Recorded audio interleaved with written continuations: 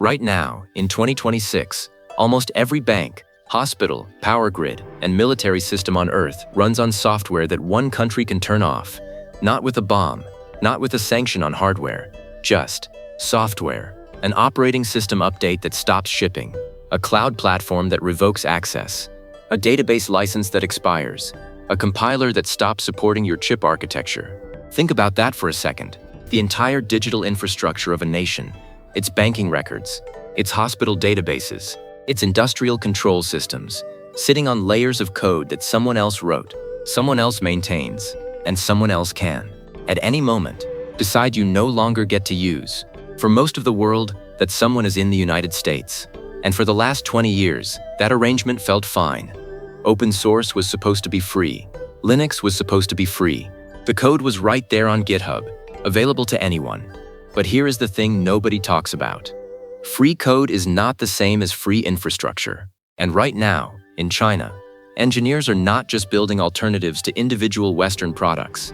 They are building an entire parallel software universe, layer by layer, from the silicon instruction set all the way up to the cloud applications. A complete, sovereign, open-source stack designed so that no single foreign entity can ever hold their digital infrastructure hostage again. This is not a metaphor. This is not a 5-year plan that will quietly die in a government filing cabinet. openEuler is running on production servers right now. OceanBase is processing real banking transactions right now. RISC-V chips designed in Shenzhen are shipping in commercial products right now. This is happening right now, today, in 2026. And if you want to understand what the next decade of global technology actually looks like, you need to understand this stack. So hit like if you want more deep dives like this. Subscribe so you do not miss what is coming next. And let's get into it. To understand what China is building, you first need to understand what already exists. What the world already runs on. And I mean really runs on. Not the apps on your phone. Not the website you visit. The deep infrastructure. The layers underneath everything. Picture it like a building. At the very bottom, you have the foundation, the chip, the physical silicon that executes instructions. For decades, that has meant x86, Intel and AMD, or ARM, designed by ARM Holdings in Cambridge, England. Above the chip, you have the operating system. Not Windows, not Mac OS. For servers, for data centers, for the machines that actually run the internet. That has meant Linux, and specifically, it has meant enterprise Linux distributions maintained by companies like Red Hat, now owned by IBM. SUSE, Canonical, which makes Ubuntu. Above the operating system, you have the database layer. And for the most critical systems, banks, governments, telecoms, airlines, that has meant Oracle, IBM DB2, Microsoft SQL Server, or, increasingly, Postgres, which is open source but still largely maintained by Western contributors and companies. Above the database, you have the cloud-native layer, Kubernetes for container orchestration, Docker for packaging, CI/CD pipelines, and the platforms that host all of it, AWS, Azure, Google Cloud.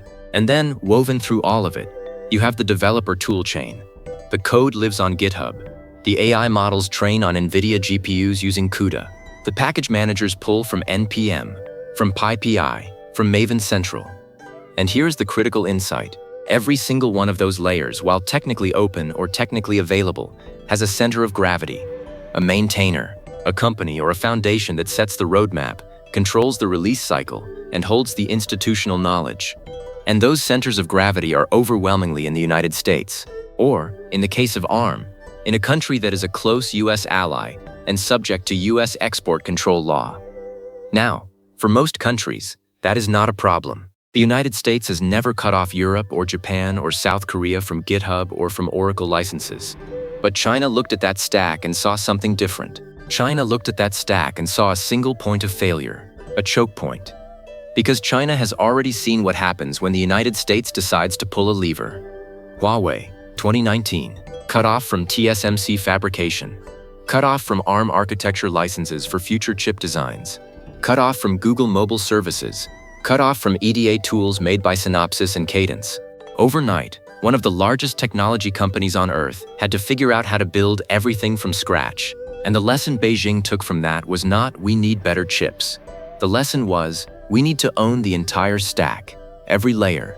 Or the next time this happens, it will not just be one company, it will be the entire economy. That is the problem. And for a long time, it felt like a problem with no real solution. Because how do you replace an entire ecosystem? How do you unplug from 30 years of accumulated Western software infrastructure? Until someone stopped trying to replace it piece by piece and started building something else entirely. Here is the part that confuses people. If Linux is open source, if the code is free, if anyone can download it and modify it, why does China need its own version?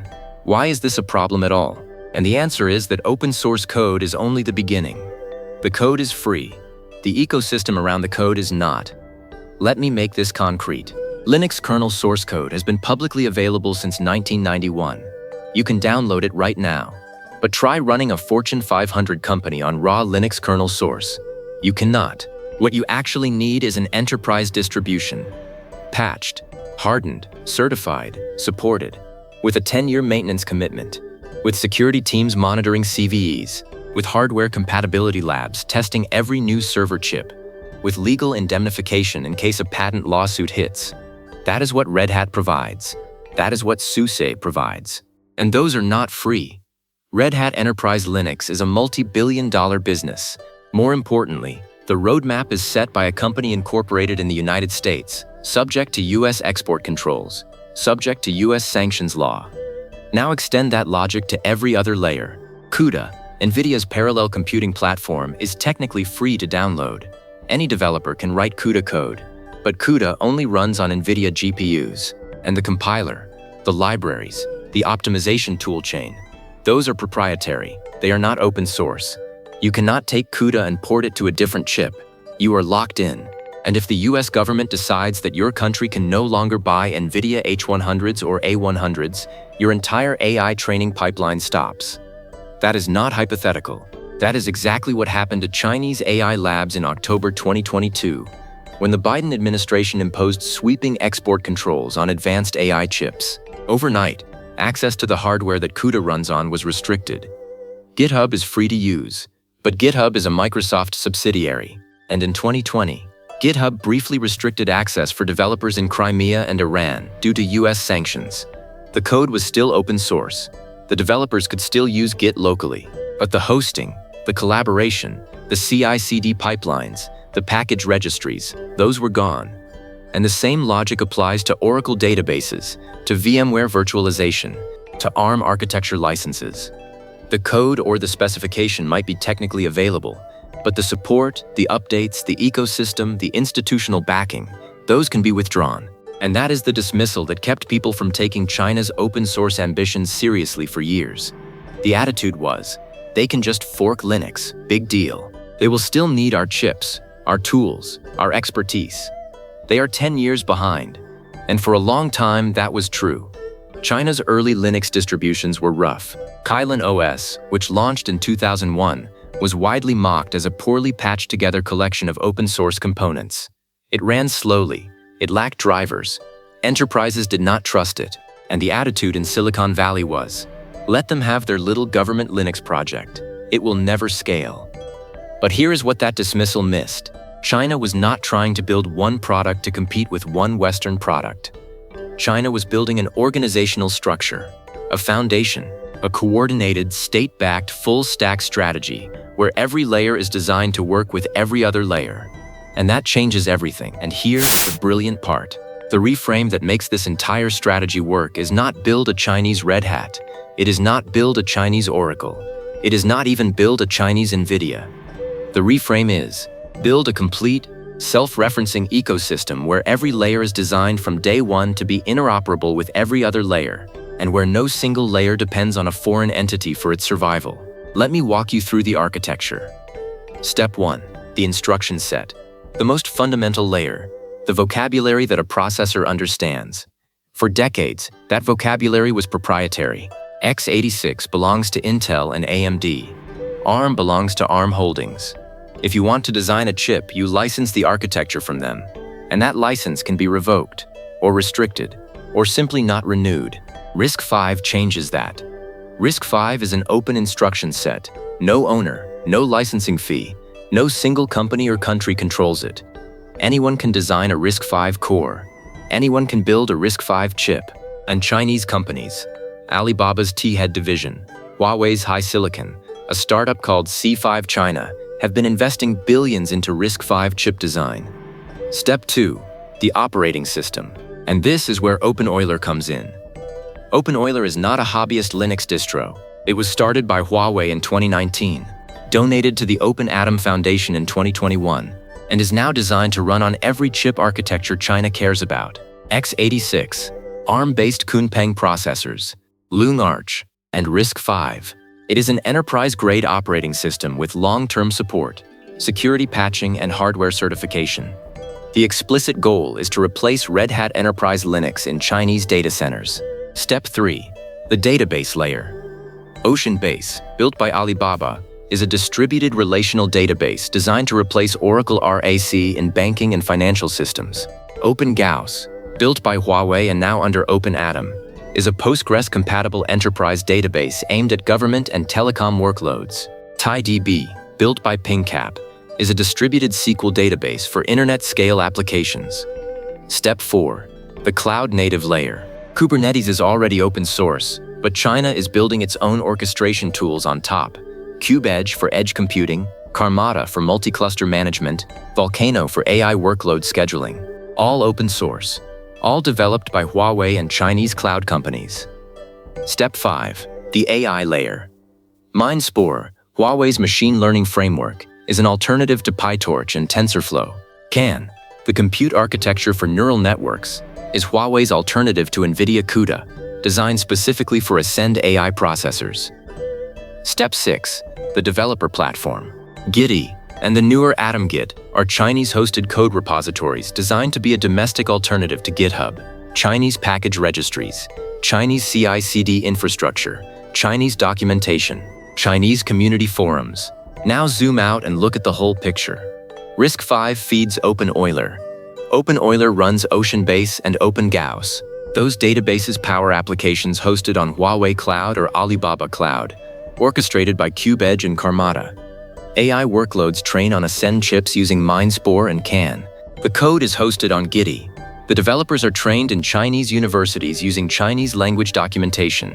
Every layer connects to every other layer, and no single layer requires permission from Washington, London, or San Jose. That is not a copy of the Western stack. That is a parallel universe, and the question is it real? Is it actually working? Or is it just a PowerPoint diagram in a government ministry?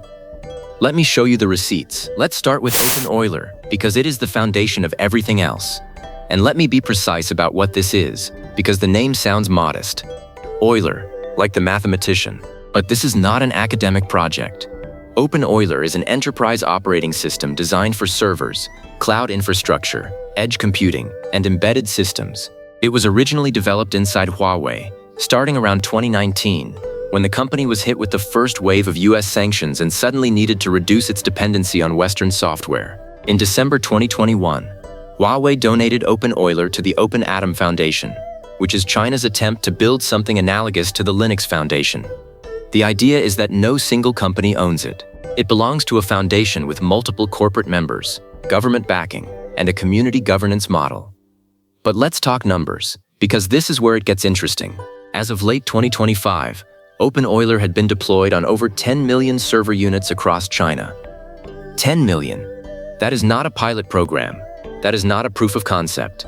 That is a significant fraction of China's total server installed base. The Chinese government's target, outlined in the 14th Five-Year Plan and subsequent policy documents, is for domestic operating systems to capture over 50% of the enterprise server market by 2027. And openEuler is the flagship vehicle for that target. Who is using it? China Mobile, China Telecom, the Industrial and Commercial Bank of China, State Grid, which runs the national power grid. These are not startups experimenting in a garage. These are the largest enterprises in the second largest economy on Earth, running production workloads on openEuler. And here is the architectural point that makes this strategically different from just another Linux fork. openEuler is designed from the ground up to support multiple CPU architectures simultaneously. x86 for backward compatibility. ARM, specifically Huawei's Kunpeng processors. LongArch, which is the MIPS-derived architecture developed by Lungsun, a state-backed chip company, and RISC-V, the open instruction set. That means openEuler is not locked to any single chip vendor. If one chip architecture gets sanctioned or falls behind, the operating system does not die, it shifts. And the Open Atom Foundation is not just openEuler. Under its umbrella, you have OpenHarmony, which is the mobile and IoT operating system. You have openGauss, the database. You have several AI infrastructure projects. The foundation is the organizational glue that holds the entire Chinese open source stack together. The Linux Foundation has Linux, Kubernetes, Hyperledger, Node.js. OpenAtom has openEuler, OpenHarmony, openGauss, MindSpore. The parallel is deliberate, and the funding is not trivial. The Chinese government has committed over 10 billion yuan, roughly $1.4 billion, to open-source software infrastructure development between 2021 and 2025. Provincial governments in Guangdong, Zhejiang, and Beijing have added their own matching funds. This is not a hobby. This is industrial policy. Now, databases.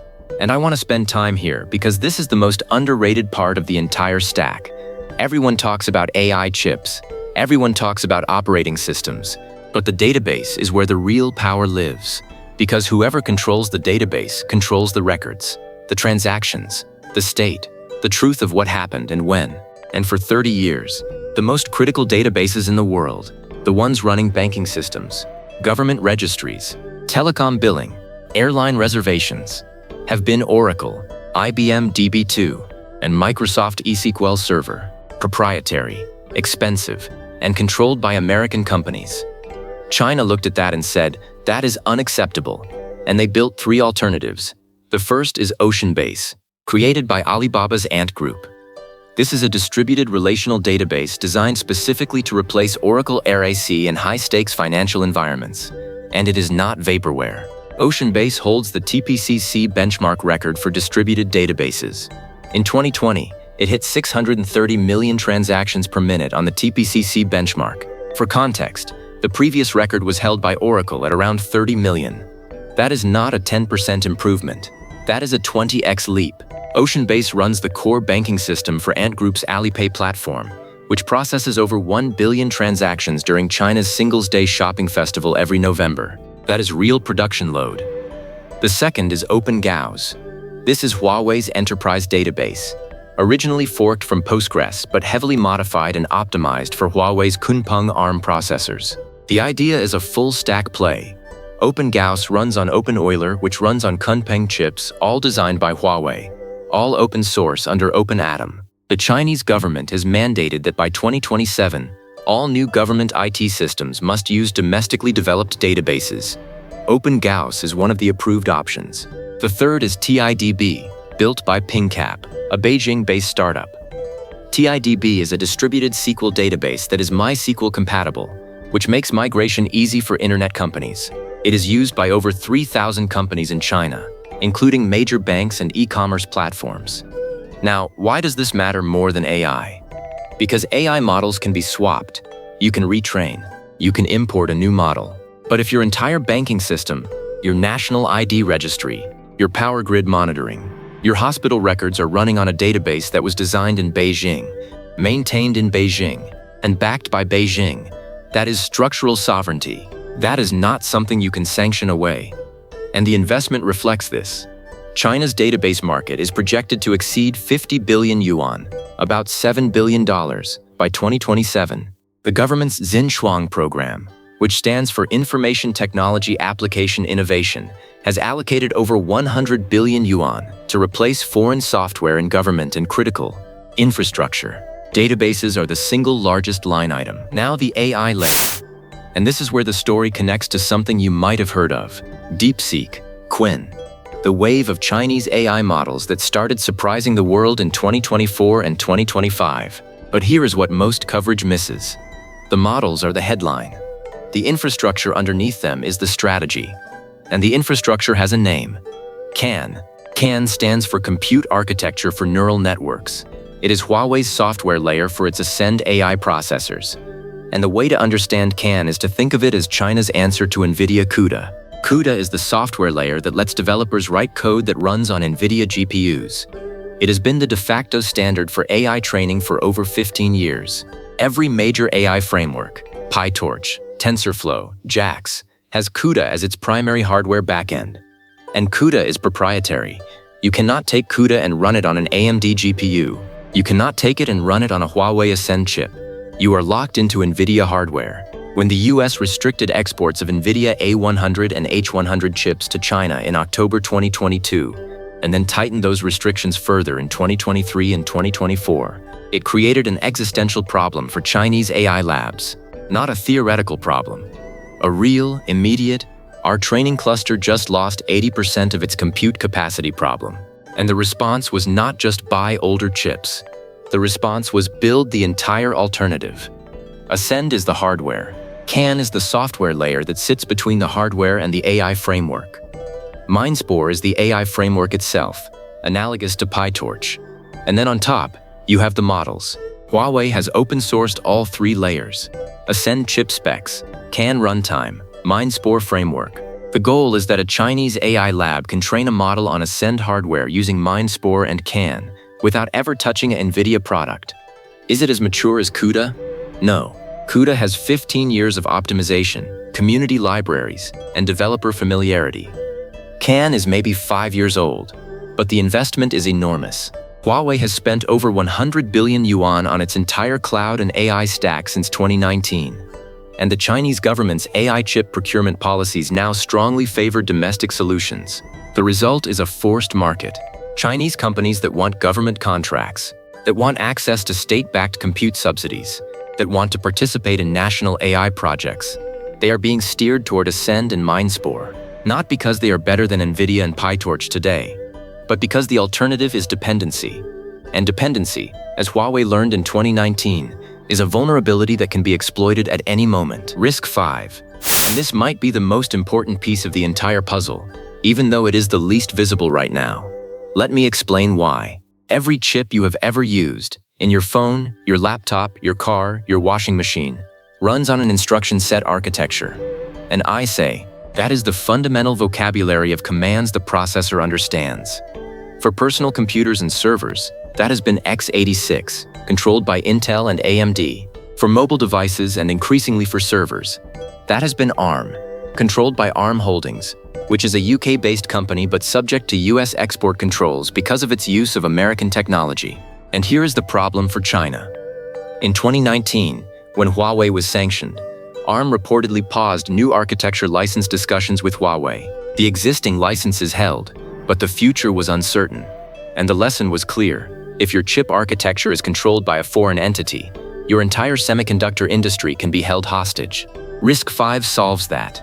RISC-V is an open ISA. It was developed at UC Berkeley starting in 2010, and the specification is maintained by RISC-V International, a non-profit foundation. No company owns it. No country controls it.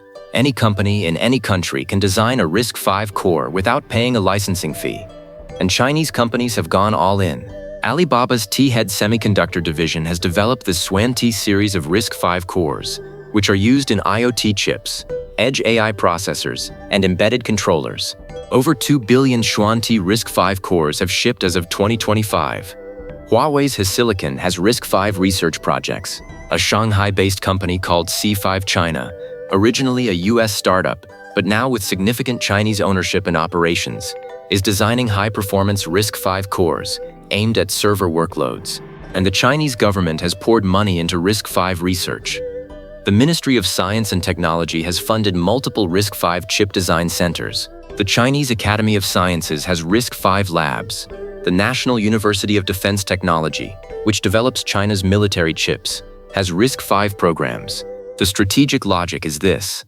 If you design your own CPU cores on an open ISA, and you run openEuler on those cores, and you use open-source compilers like GCC or LLMM, then no foreign entity can stop you. Not ARM, not Intel, not the US Commerce Department. The instruction set is open. The OS is open. The compilers are open. The database is open. The AI framework is open. The entire stack, from silicon to application, is under your control. That is the end game. And it is not 5 years away. It is happening now. Alibaba's RISC-V chips are in commercial products. Loomson's Loong Arch chips, while not RISC-V, demonstrate that China can design a server-class CPU architecture from scratch, and the RISC-V ecosystem is growing at roughly 30% per year in terms of Chinese design activity. The bet is that in 10 years, the global chip market will not be x86 versus ARM. It will be x86 versus ARM versus RISC-V, and China will own the RISC-V ecosystem. That is the longest game, and it might be the one that matters most, the cloud-native layer. And this is where things get interesting because Kubernetes itself is already open source. It was developed at Google, donated to the Cloud Native Computing Foundation, and is now maintained by a global community. China does not need to replace Kubernetes, but China is building its own tools on top of it, and its own cloud platforms underneath it. Huawei has open-sourced 3 major Kubernetes-related projects. KubeEdge, which extends Kubernetes to edge computing devices. Think factory floors, cell towers, autonomous vehicles. Karmata, which is a multi-cluster management system for running Kubernetes across multiple data centers and clouds. And Volcano, which is a batch scheduling system optimized for AI and high-performance computing workloads. All 3 are CNCF projects. They are not secret Chinese military software. They are open, governed by the CNCF, and used by companies outside China. But the development is led by Huawei engineers, and the strategic value is that China's cloud platforms, Huawei Cloud, Alibaba Cloud, Tencent Cloud, can offer a full Kubernetes stack without depending on VMware, on AWS-specific tooling, or on Azure's proprietary services. And this is not theoretical. Alibaba Cloud is the largest cloud provider in China and the 4th largest globally. Huawei Cloud has grown to become the 2nd largest in China. Together, they handle the majority of China's enterprise cloud workloads, and the Chinese government's cloud procurement policies now explicitly favor domestic providers. The Xunchuang program mandates that government agencies migrate off foreign cloud platforms. That is a multi-billion yuan migration, and the open-source tools, KubeEdge, Karmata, Volcano, are the connective tissue that makes it possible to run a sovereign cloud without Western middleware. Add in the fact that China has its own container registries, its own CI/CD platforms, its own service mesh implementations, and you have a cloud-native ecosystem that can function entirely within Chinese borders. No AWS required, no Azure required, no VMware licenses. The stack is complete, and then there is the developer layer. The layer that most programmers never think about until it is gone. Where does the code live? Where do the pull requests happen? Where do the packages get published? For most of the world, the answer is GitHub. And GitHub is a Microsoft subsidiary. And Microsoft is a US company subject to US law. In 2020, GitHub restricted access for developers in sanctioned regions. The code was still open source. You could still clone it, but the collaboration platform, the issue tracker, the CI/CD integration, the package registry, gone. And Chinese policymakers saw that and thought, what if that happens to us? The answer is Gitee.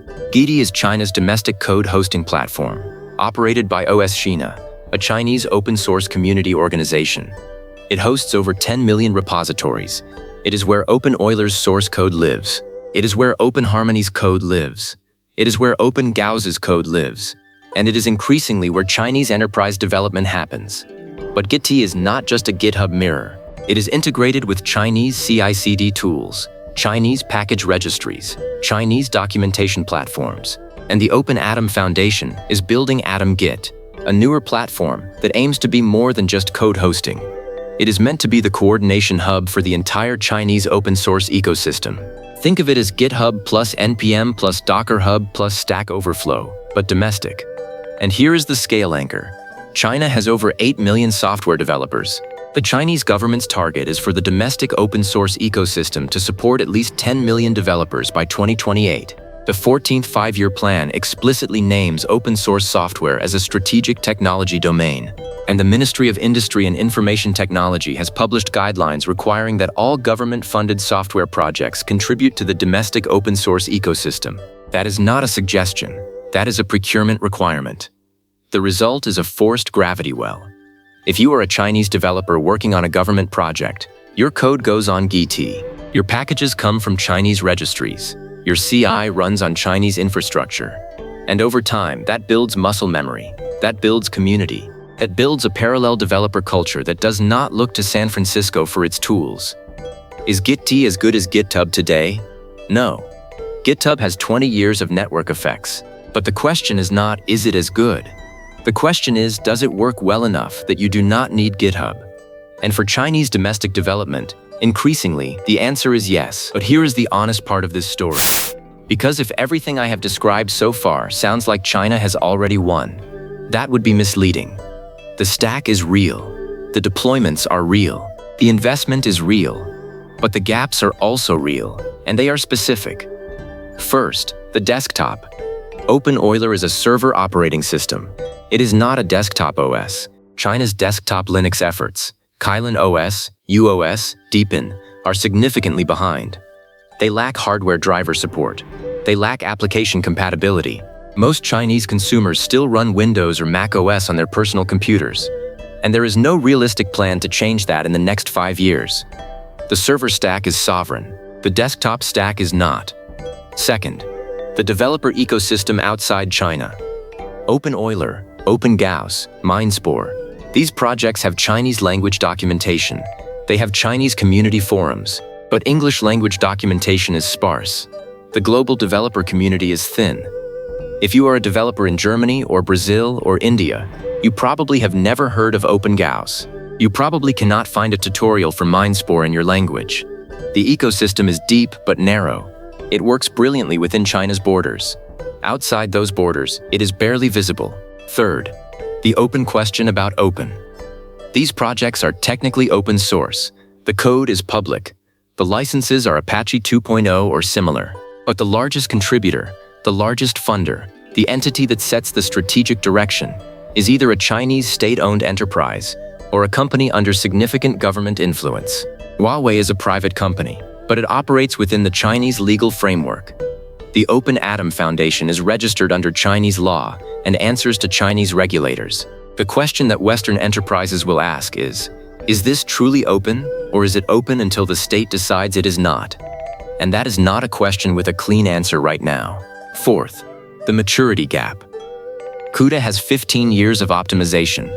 PyTorch has a global community of millions. Oracle has 30 years of enterprise support infrastructure. China's alternatives are 5 to 7 years old in most cases. They work, they are deployed, but they do not yet have the depth of edge case handling, the breadth of third-party integrations, or the institutional knowledge that comes from decades of enterprise deployment. These are not reasons to dismiss the project. They are the distance between where it is and where it needs to be. And the question is whether that distance can be closed in time, which brings us back to the bigger picture this whole story has been building toward. For 30 years, the global technology stack had one center of gravity: Silicon Valley. The code was open, but the ecosystem was American. The chips were designed in California. The cloud was hosted in Virginia. The databases were licensed from Redwood City. The developer tools were built in San Francisco. And everyone plugged into that ecosystem because it was the best, and because there was no alternative. That era is ending, not because China built a better mousetrap, not because openEuler is objectively superior to Red Hat Enterprise Linux, not because OceanBase is better than Oracle in every metric, but because China built a complete alternative, a full-stack, self-referencing, sovereign ecosystem that functions without any single foreign dependency. And once that alternative exists, the geopolitical calculation changes. Countries that were previously locked into the Western stack, not because they wanted to be, but because there was no other option, now have a choice. And that choice is not just about technology. It is about sovereignty. It is about whether your banking system, your power grid, your military communications, your national ID database run on infrastructure that can be switched off by a foreign government. China has spent over 100 billion yuan building the answer to that question. And the answer is openEuler, openGauss, RISC-V, CANN, MindSpore, OceanBase, KubeEdge, Gitee, a complete, sovereign, open-source stack from silicon to cloud. The world that ran on a single American-controlled software ecosystem did not announce its own ending. It just started losing ground to something that was built, layer by layer, in Shenzhen and Beijing and Hangzhou, by engineers who looked at the stack that everyone else took for granted and said, what if we did not need it? And right now, in 2026, that question is being answered in production. on 10 million servers, in 3,000 banking deployments, in 2 billion RISC-V chips. But parallel universe is not coming. It is already here. The only question left, and I genuinely want to hear your answer in the comments, is this: if the world splits into two technology ecosystems, one American and one Chinese, which one will the rest of the world choose? Or will they find a way to exist in both? Drop your answer below. If this video changed how you think about the tech landscape, hit subscribe, because the next decade of this story is going to be wild, and I will see you in the next one.